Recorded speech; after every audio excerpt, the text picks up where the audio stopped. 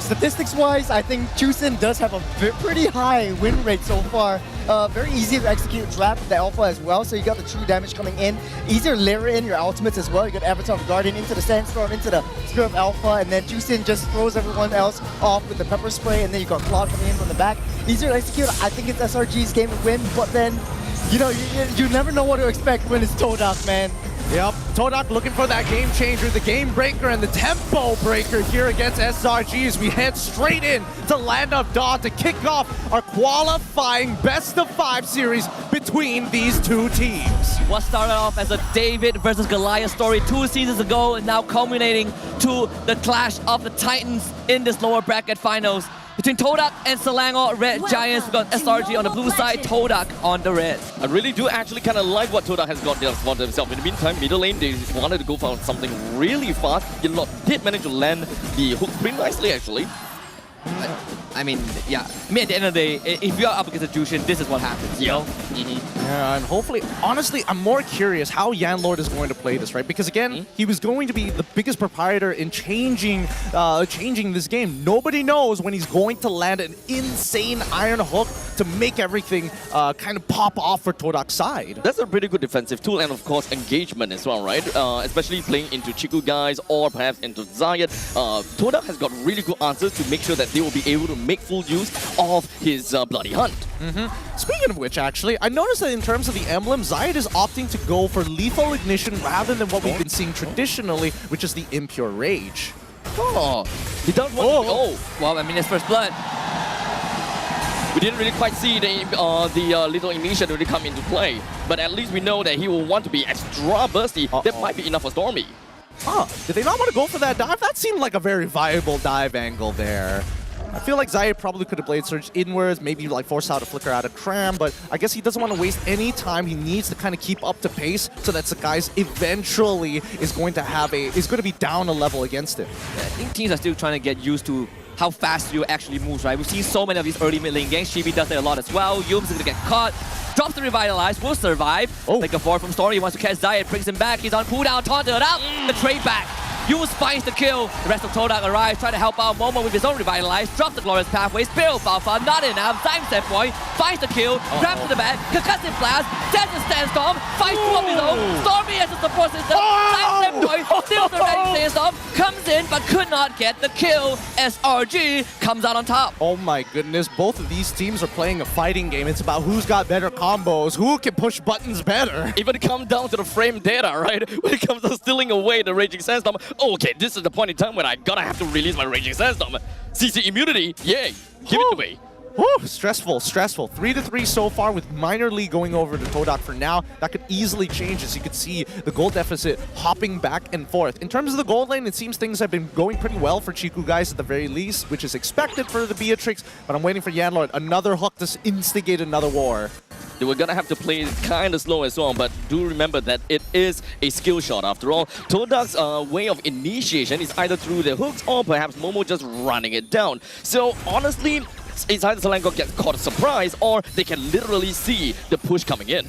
Now they do have access to the Bloody Hunt for Yanlord, so there's an extra 2 of control. The hook does not land. A good taunt to slow down Momo as Zai shows up. Cram dodges it, and now they bring Yanlord back. The fight breaks up. Cram picks up the kill. Another stolen Raging Sandstorm. Yums will be caught in the crossfire. Sakai goes down. Good blaster start from Zayat. Todak bring Chiku in. 3 for the Swordfishes. They were stacking up all these crowd controls onto Yanlord to ensure that he has got absolutely no way of just locking down the Bloody Hunt onto literally anyone. You can see that he got no way to play around all of these stacking skills at all. But it was such a decisive fight from Todak. They knew that Beatrix had first move, got into the mid lane, and they initiated the fight before Beatrix even showed herself. So Todak knew that they've got this fight in the bag as long as Chiku guys does not whiff the ult.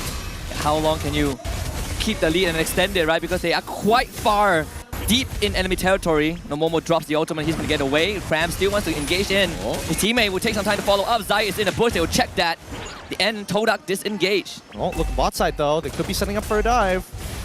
Dangerous place to be in. Stolen Spear of Alpha, so Innocent, thankfully, clears out the wave in time. Like that, Todak has generated Another 1.6k gold lead. I think that Chico Guys is actually pretty significantly ahead in terms of just raw gold, right? He took basically the entire plating from mid lane. He's able to get at least 1/3 of it down on bot side as well. It looks like he's also got a level lead on towards Innocent, and I see Stormy opting to go for a Sky Piercer. So that means the rest of the team is going to be looking to chunk out, and Stormy is going to be the crux of the comp. Definitely, I do love to see the Sky Piercer onto him as well, but one thing for sure is that how are they going to revert this? Stolen Spear of Alpha, counter engage from Seakan, flicker from Yanlord. Here comes the AOG to the back. Dime Sandboy isolated. Yanlord will be taken out. Snipe from the Renner. Stormy goes down. Zayed chips in. Chico Guys in the fight. Yume's on top of him as the Glorious Pathway comes right through. Zayed finds the assassination on the Innocent, and now Todak. They got the Giants boxed in. Seakan wants to run away. Turns it around. Doesn't have the help bar. And Crab will try his darnest. He finds Chico Guys, but Todak has just wiped them out. This is not looking good. This is not looking good at all as SRG, their angles are too linear and Todak is pulling attention away from each one of the members. SRG need to hook up to the Kala at this point. They need to become a hive mind. And with Stormy getting hooked, that's going to be flickered down for another 2 minutes.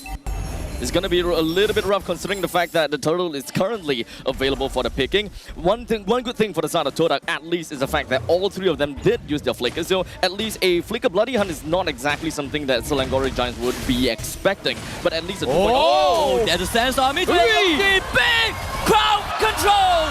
SRG refusing to yield, but a stolen AOG from Zayed. Step boy is the response. Innocent shows up. Here comes the fading duet. BMI for Zayed. Takes him out. Good control. Sky Piercer execution. And the Prince finds a triple kill. Big out games. That's what we want to see from SRG, man. God, this game is just pumping out the clips. It's just pumping out the TikTok clips, let me tell you that. The YouTube shorts, wherever you watch your short form media. I think that right now, as much as Selangor Red Giants, yes, they tunnel vision in the previous fight, that was a statement, hey, we're not messing around here. We're going to go toe-to-toe for as long as it takes. You got no Purifier, you got no Flicker. Once I set it up for Cram, then you pretty much know that your entire team will go into shambles once the AOG comes in. Although I will say, in terms of the macro aspect, it feels like Todak and Selangor Red Giants, they're not looking to play around the map too much. They're training pretty equally. And as much as I would like to believe that we caught up to the rest of the world, we definitely have our very signature play style. We like to brawl. We ain't like Cambodia where we brawl all the time. But God, when we do, it's no holds barred. It's bare knuckles. It's a very foreign thing to me. I've mentioned this umpteens of times that Singapore plays it in a way whereby we just look at the macro game. I go for 4-1 split, that kind of stuff. But you guys just go all the way. We like to dance a little. We like to dance a little. We like to show that we're better in many different aspects. But now Zayed going for the split push on the opposite side of the map with Cram keeping eyes. And right now, Zayed isn't strong enough to one-shot Cram.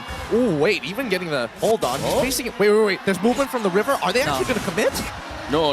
Doesn't seem like they will be able to catch up. Does seem like SRG also understood Todak's movement, and they have like this very specific time frame where if you do want to make a miracle or rather make a play, that's the only time frame that they have got. And it feels like both teams have their prize on the line and ego on their sleeves, right? It's all about the brawl, all about a show of strength. Here comes the Yanlord flicker. Bloody Hunt. Oh! That's the Winter Truncheon, but Innocent, uncontested. Chico Guys picked up in the back line to get rid of Stormy, but the fly basically sliced in half. Zayed gets out, but what about the rest of his team? Cram is on him. Time Senpoi has the Jushin out, can still use it to get away. Innocent forced it out. Cram thinks for a chase. Here comes the flicker raiding Sandstorm. Momo is the target. They want to go underneath the turret, but Momo will stay alive. Ooh, T2 saves lives. This is the first time I'm seeing a T2 actually not being used for just economy at this point. What a stressful game this is going. And honestly, SRG and as well as Todak are making these team fights look like origami artwork. They are folding upon each other, trading back front line for back line, and you can see the way that they pivot into each other. The fight is just split up at this point in time, right? AOGs after AOGs, to the point that SRG as well as Todak, they gotta have to work with their own system. An attempted steal on the Lord. Sakai secures it. The Prince does his job well under pressure. They will lose out Zayed and Momo. The target has been acquired. Target has been found. Chico Guys praise it down. Cram falls. but SRG walks away with the lead. That's a 2-for-1 in favor of SRG on top of having the first Lord of this game. We haven't seen the gold lead actually break into the 2000s. Now, for the first time, SRG finds 1,000 gold that could easily be swung with a single jungle rotation. Absolutely love the previous fight when it comes down to Cram. Literally zonal advantage, just buying so much time to ensure that the rest of SRG, they can just focus on the two-person that overextended. How much damage can SRG do? That's going to be the question, right? With Cram going down, you don't really have a way to take up much space and find it engaged. So Todak, at the end of that, really didn't lose too much, but they did lose the purple buff that Zayat wants.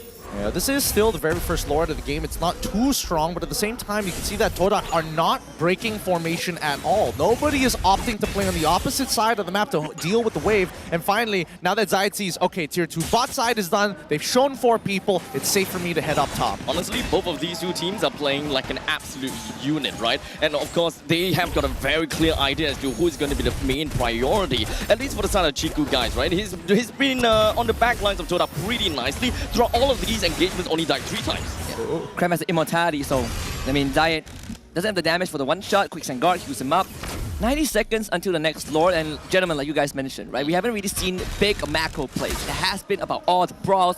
Is it time for SRG to start looking into the map? I would like to believe so, but I think the only person who's capable, well, actually 2 people who are capable of doing it is Innocent as well as Cram. I did see Innocent actually finish off his Trinity build. Yeah, he's already got it. He's looking for that winds of nature, and the same can be said about Todak, right? As much as Chiku guys wants to finish off whatever, I mean, it could be like, oh, hold on. Wow, they actually won Innocent.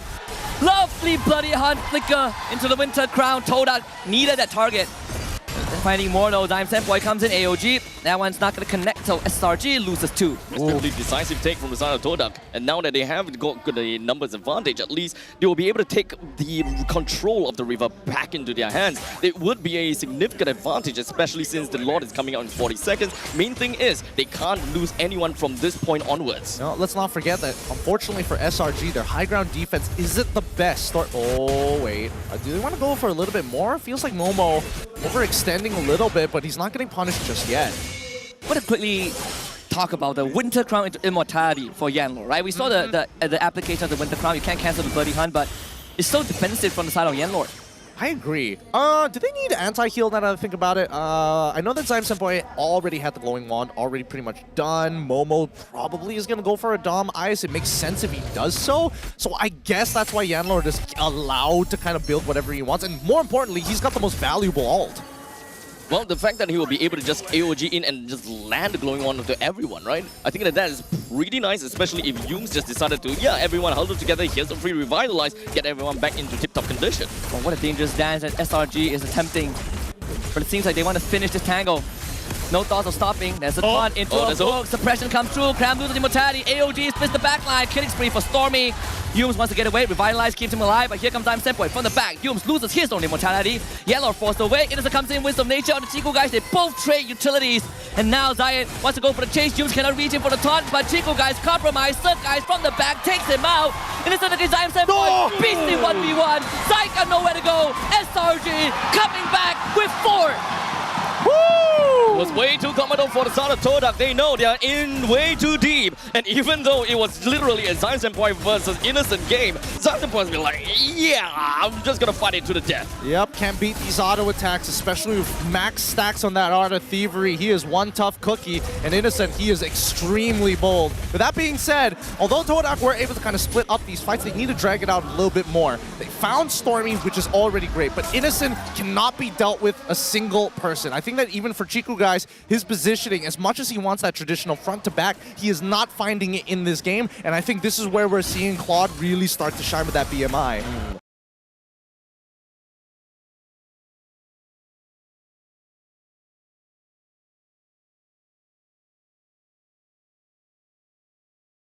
Now, eventually now with the Lord going to be coming in real soon, at least, with, like we said before, the high ground advantage for the Todak is definitely there, and they do have a very strong ways of clearing up these lanes. As for SRG, just clear out the top lane tier 2, and things are definitely going to be fine. All right, now talk to me about this, right? Previously, I mentioned it before. Hey, you know, Valentina is going to go for the Starlium Scythe this time round because Edith is around, so it makes sense.